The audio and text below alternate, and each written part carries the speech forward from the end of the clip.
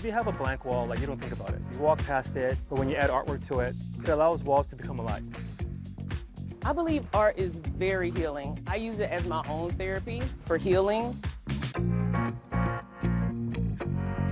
Hello, welcome to Qatar 365 with me, Adil Halim. On this episode, we take a deep dive into the world of visual arts.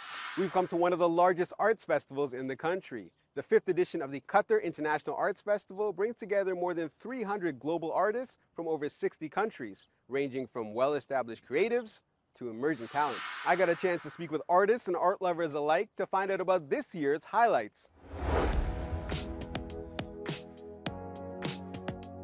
These buttons are made from the stones and parts of glass that were also for so long in the water, so they are not sharp anymore. You can touch it, they are not sharp. You found it like on the beach? Yes, I found it on the beach. Someone's waste is my treasure. Irina Tosheva then turns that treasure into sustainable fashion. The Macedonian designer believes the fashion industry can help create a better world if people buy fewer clothes. Instead, she prefers sustainable pieces which last longer and are made with natural fabrics and better quality materials. Sustainability for me personally means when you're from the beginning, you're thinking of the end. So you consider the fabrics that you're using, the whole story from the beginning to be practical. If we are talking about clothes, your client can use it regularly, can wash it easily, to not pollute the environment, and in the end, to not put it in the bin just to find it some new life. Irina is displaying her sustainable clothing for the very first time outside of Macedonia at the Qatar International Arts Festival. She's one of the first fashion designers to showcase a collection in the Fest's 5-year history, which has predominantly been a forum for visual artists. With the theme of environment and sustainability, Expo 2023 Doha was the ideal venue for this year's arts festival. Qatar always gives a platform to worldwide artists, and this year we have around 302 artists from 63 countries and around 475 artworks. So this year when they came to know that Expo is starting from October, so we thought that we have the same theme. So let's collaborate with the Expo and let's do this festival here. The festival's founder says with the participation of 12 global galleries, the Arts Festival provides a professional platform for artists to exchange ideas and experiences. It also helps international artists sell their pieces in Qatar without taking a commission. Reshmi says the annual festival is here to stay, and she's proud of its growth from year 1 to today. It's lots and lots of difference I can see. Now people, they wait for Qatar International Art Festival that when it will announce the next edition. We already got the confirmation for 2024 dates and 2025, and it is getting more popular. People, they are waiting for to come here. They want to come here, and it is a very beautiful platform for selling also. Sarah Al-Hail agrees. The Qatari artist works in oil and gas by day, but says pop art is her passion. One day, I just decided to have a change in my life or to add something, a flavor of my life. So I decided, I didn't have any idea that I would do art at the beginning. So I just hold the pen and then I started to draw and then I liked it. And then I went deep to it until, I started to produce my art pieces.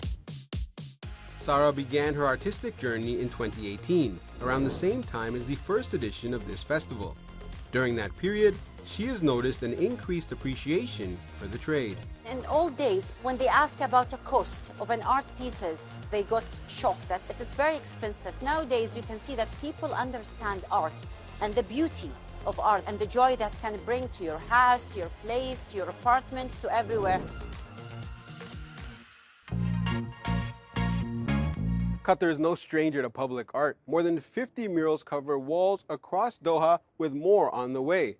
Now an international mural festival that showcases the work of local, regional, and international artists has landed here at the old Doha port. I got a chance to speak with Worldwide Walls founder Jasper Wong to find out why he believes mural art can lead to urban beautification. Why does public art breathe new life into urban spaces? I think what it does is it allows walls to become alive. So if you have a blank wall, like you don't think about it. You walk past it, it's every day, it's there. You don't ever pay any mind to that wall. But when you add artwork to it, or an art installation, then people stop. They take photos, they will try to find out who it is, or what the story is, what the messages are, and it allows sort of like more foot traffic, creates more vibrancy in those neighborhoods, and it just helps to sort of bring the whole neighborhood up. Now you've got 13 artists featured here, local, regional, international. What does a platform like this mean for an artist? Well, it allows artists to sort of share their work, share their cultural stories, or share it in a place where people aren't familiar with their work as well. It also helps them to connect with these local communities, connect with other artists, both locally and visiting, and help to sort of bring up everyone. Now, art can be very subjective, right? So, especially when you talk about something like graffiti, there's proponents and then there's, critics. Is that the same in mural art? Yeah, absolutely, absolutely. Like, there's people that love it, people that hate it. Like when I first started doing the project years ago, people felt that I was destroying the neighborhood. There was actually even this anti-Jasper group of seniors. Like it wasn't like anti-graffiti or anti-street or anti-murals. It was like anti-me personally. And they would walk around the neighborhood trying to find me, just so that they could berate me. That must be kind of scary with an angry mob of seniors coming in. Exactly, always, right? So then, there's always that. There's people that like dislike what we're doing, but what we've seen is the complete opposite. And what we've seen is that what it does is, as I said earlier, like it makes neighborhoods feel alive. It creates foot traffic. With that, it makes areas safer. If there's more people around, it becomes safer. It feels safer because it feels more vibrant, there's more color. As there's more people around, they're discovering local shops, local restaurants, and they're partaking in those. And it helps to boost these sort of local economies. And then more people want to build businesses and do stuff out there too. So it helps to like sort of, raise up a community and raise up a neighborhood rather than sort of take it down. Could you have ever imagined when you started and you're being shooed out of areas to now being welcomed into public spaces?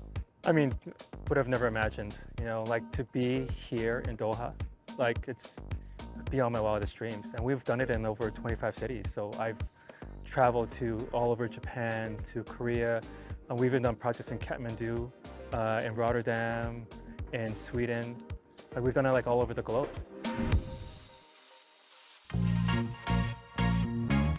It's been said art is a mirror of the mind, and every masterpiece will forever capture the artist's thoughts, whether calm or turbulent.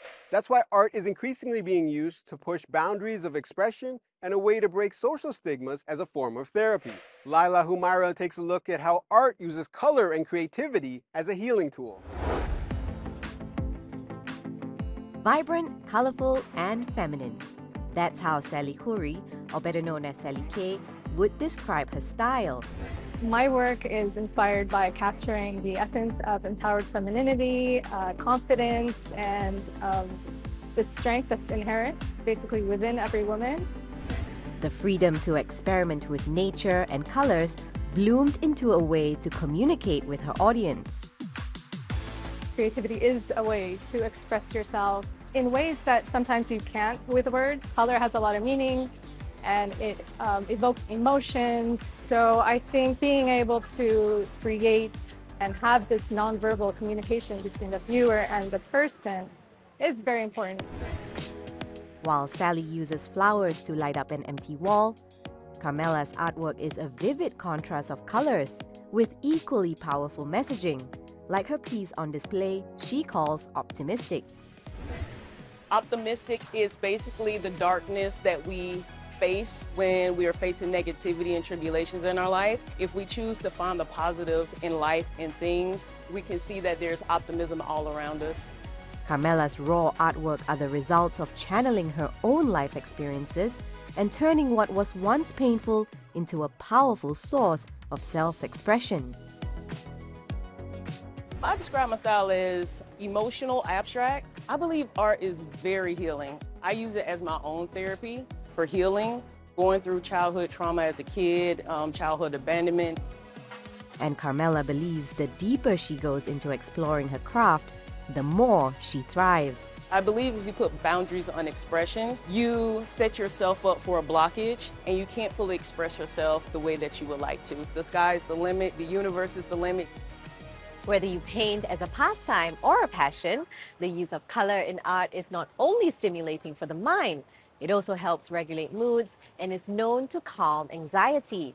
Artists themselves are increasingly mindful of the art they create, and more are using chromotherapy to make conscious, impactful masterpieces. Hala Al-Jafari is one of 30 artists who displayed her work at Qatar Foundation's Artful Minds exhibition at the Multaka Gallery in Education City. My work is titled Breaking Bread. I used oil on canvas, and in this work I tried to show the importance of social connections. The pieces were specifically made and chosen to raise awareness on mental health. I used a little bit of blue as a sign for bad mood or depression. I wanted to everyone who look at my painting to feel related in some way, and for the people who struggle with mental health issues to know that they are not alone. A group of people huddled together in conversation.